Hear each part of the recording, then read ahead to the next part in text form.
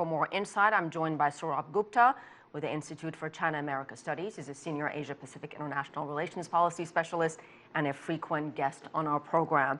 So, Sourabh, what do you make of the language? It definitely appears to be tougher, the tone sharper, especially when it comes to talking about Taiwan. What do you make of that?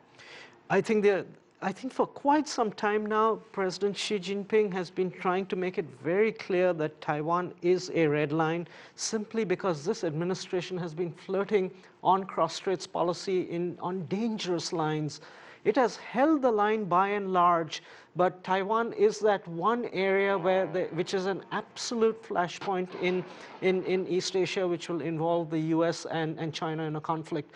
And China wants to ensure and project that there's an asymmetry of motivation at its end to defend its interest in Taiwan, and that's why the emphasis on Taiwan. Well, let me give you a couple of bullet points in this white paper. China accuses the U.S. of undermining global strategic stability. They accuse U.S. of adopting unilateral policies. They accuse Washington of provoking and intensifying competition among major countries. China can say what it wants, but the Trump administration is going to read this report a very different way. How is this going to play out in Washington?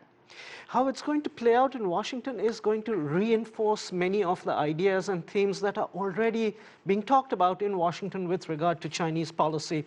The folks in Washington will be saying China talks about non-hegemonism, being not aggressive, etc., but that China is ready and willing to use force at a moment's notice. And so it will feed into that aspect of Defense Department policy. But I think it's fair to say that both sides need to be very ready and very careful of how they talk to each other, because the situation today in East Asia, given the military modernizations, etc., is not what it was even 2 years or 3 years ago. With the change in tone and rhetoric and tougher language when it comes to Taiwan or even South China Sea, are you getting the sense Beijing is trying to send a message to Washington here? The message that Beijing is trying to send Washington is that there is an existing status quo at this point of time. That status quo must not be violated. We must not have new facts on the ground or new facts created in this regard. Particularly since President Trump came in, there was a call to Tsai Ing-wen. There have been arms sales already earlier this year. There's talk perhaps of selling F-16s. This is incredibly provocative from the Chinese point of view, and they want to ensure that there is nothing on these lines going forward. What about South China Sea, Sourabh? Does the white paper lay out more of the same, or is it for the most part similar goals and strategies?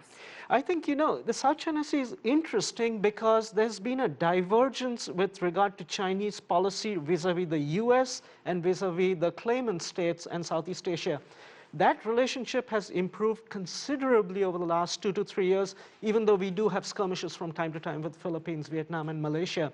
With regard to the US, though, ever since the land reclamations were made in about mid-2014, the status quo has altered markedly, and the US flies its bombers and it does its phone ops. So on that front, that relationship has deteriorated, the US-China relationship. And the US, and the effort on the Chinese part is to tell the US that, so far and no further, because that is the part which can really cause tension and lead to a sort of an outbreak of hostilities. Well, we'll see how all this will play out in Washington in the coming days. Sourabh Gupta, thank you so much.